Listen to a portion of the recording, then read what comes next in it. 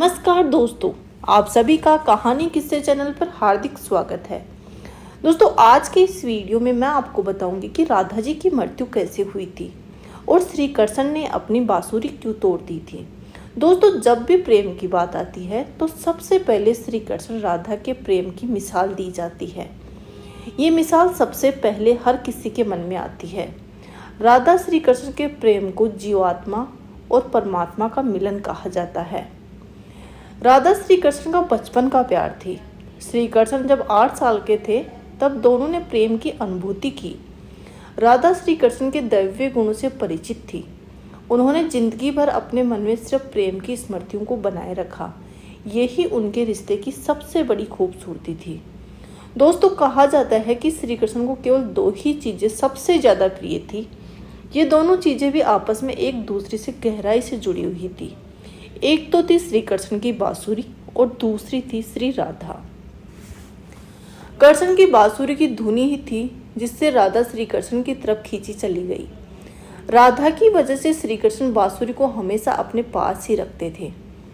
भले ही श्री कृष्ण और राधा का मिलन नहीं हो सका, लेकिन उनकी बांसुरी उन्हें हमेशा एक सूत्र में बांध के रखती थी। श्री कृष्ण के जितने भी चित्रण हमें मिले हैं उनमें उनकी बांसुरी हमेशा उनके साथ देखी गई है। बांसुरी श्री कृष्ण और राधा के प्रेम का प्रतीक है। वैसे तो राधा से जुड़े कई अलग अलग विवरण मौजूद हैं, लेकिन दोस्तों एक प्रचलित कहानी है जो इस वीडियो में मैं आपको सुनाऊंगी। तो ये कहानी आप पूरे मन और श्रद्धा के साथ पूरी जरूर सुनेगा। भगवान श्री कृष्ण से राधा पहले बार तब अलग हुई जब मामा कंस बलराम कृष्ण को आमंत्रित किया। वृंदावन के लोग ये खबर सुनकर बहुत ही दुखी हुए। मथुरा जाने से पहले श्री कृष्ण राधा से मिले थे। राधा कृष्ण के मन में चल रही हर गतिविधि को जानती थी। राधा को अलविदा कहकर कृष्ण उनसे दूर चले गए। कृष्ण राधा से ये वादा करके गए थे कि वो वापस आएंगे, लेकिन कृष्ण राधा के पास वापस नहीं आए। उनकी शादी भी रुक्मणी से हुई। रुक्मणी ने श्री कृष्ण को पाने के लिए बहुत जतन किए थे। श्री कृष्ण से विवाह के लिए वह अपने भाई रुक्मी के खिलाफ चले गई थी। राधा की तरह वह भी श्री कृष्ण से बहुत प्यार करती थी। रुक्मिणी ने श्री कृष्ण को एक प्रेम पत्र भी भेजा था कि वह आकर उसे अपने साथ ले जाए। इसके बाद ही श्री कृष्ण रुक्मिणी के पास गए और रुक्मिणी जी से शादी कर ली। कृष्ण के वृंदावन छोड़ने के बाद से ही राधा का वर्णन बहुत कम हो गया।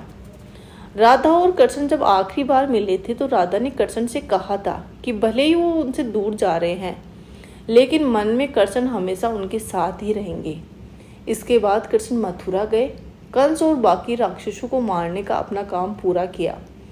इसके बाद प्रजा की रक्षा के लिए कृष्ण द्वारका चले गए और द्वारकाधीश से नाम से प्रचलित हुए। तब कृष्ण वृंदावन से निकल गए। तब राधा की जिंदगी ने एक अलग ही मोड़ ले लिया। राधा की शादी एक यादव से हो गई। राधा ने अपने दाम्पत्य जीवन की सारी रस्में निभाई। वह बूढ़ी हो गई, लेकिन उनका मन तब भी कृष्ण के लिए समर्पित था। राधा ने पत्नी के तौर पर अपने सारे कर्तव्य पूरी करे। दूसरी तरफ श्री कृष्ण ने अपने दैवीय कर्तव्य निभाए। सारे कर्तव्यों से मुक्त होकर राधा आखिरी बार अपने प्रियतम कृष्ण से मिलने गई। जब वह द्वारका पहुंची तो उन्होंने कृष्ण के रुक्मिणी और सत्यभामा से विवाह के बारे में सुना तो बहुत दुखी हो गई।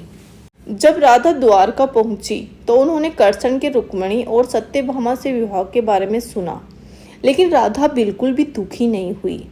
जब श्री कृष्ण ने राधा को देखा तो बहुत ही प्रसन्न हुए। दोनों संकेतों की भाषा में एक दूसरे से काफी देर तक बातें करते रहे।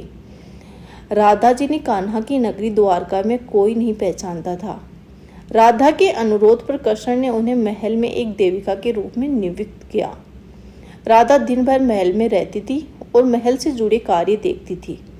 मौका मिलते ही वह कृष्ण जी के दर्शन कर लेती थी, लेकिन महल में राधा ने श्री कृष्ण के साथ पहले की तरह आध्यात्मिक जुड़ाव महसूस नहीं कर पा रही थी। इसलिए राधा ने महल से दूर जाना ही तय किया। उन्होंने पहले सोचा कि वह दूर जाकर दोबारा श्री कृष्ण के साथ गहरा आत्मीय संबंध स्थापित कर पाएगी। उन्हें नहीं पता था कि वो कहाँ जा रही है, लेकिन भगवान श्री कृष्ण जानते थे। धीरे धीरे समय बीता और राधा बिल्कुल अकेली और कमजोर हो गई। उस वक्त उन्होंने श्री कृष्ण की आवश्यकता पड़ी। आखिरी समय में भगवान श्री कृष्ण उनके सामने आ गए। कृष्ण ने राधा जी से कहा कि वह उनसे कुछ मांग ले, लेकिन राधा ने मना कर दिया। श्री कृष्ण ने दोबारा अनुरोध किया। तब राधा ने कहा कि वो आखिरी बार उन्हें बांसुरी बजाते हुए देखना चाहती है। श्री कृष्ण ने बांसुरी ली और बेहद सुरीली आवाज में धुन बजाने लगे। श्री कृष्ण ने दिन रात बांसुरी बजाई जब तक राधा को आध्यात्मिक रूप से कृष्ण में विलीन नहीं हो गई। बांसुरी की धुन सुनते सुनते राधा ने अपने शरीर को त्याग दिया। हालांकि भगवान श्री कृष्ण जानते थे कि उनका प्रेम अमर है, बावजूद वे राधा की मृत्यु को बर्दाश्त नहीं कर सके। कृष्ण ने प्रेम के प्रतीकात्मक अंत के रूप में बांसुरी तोड़कर झाड़ी में फेंक दी। उसके बाद से ही श्री कृष्ण ने जीवन भर बांसुरी या फिर कोई वाद्य यंत्र नहीं बजाया। दोस्तों, कहा जाता है कि जब द्वापर युग में नारायण ने श्री कृष्ण का जन्म लिया था, तब माँ लक्ष्मी ने राधा रानी के रूप में जन्म लिया था, ताकि मृत्यु लोक में वे उनके साथ ही रहे। ये थी दोस्तों राधा की मृत्यु की कहानी। आपको ये कहानी जरूर पसंद आई होगी। धन्यवाद।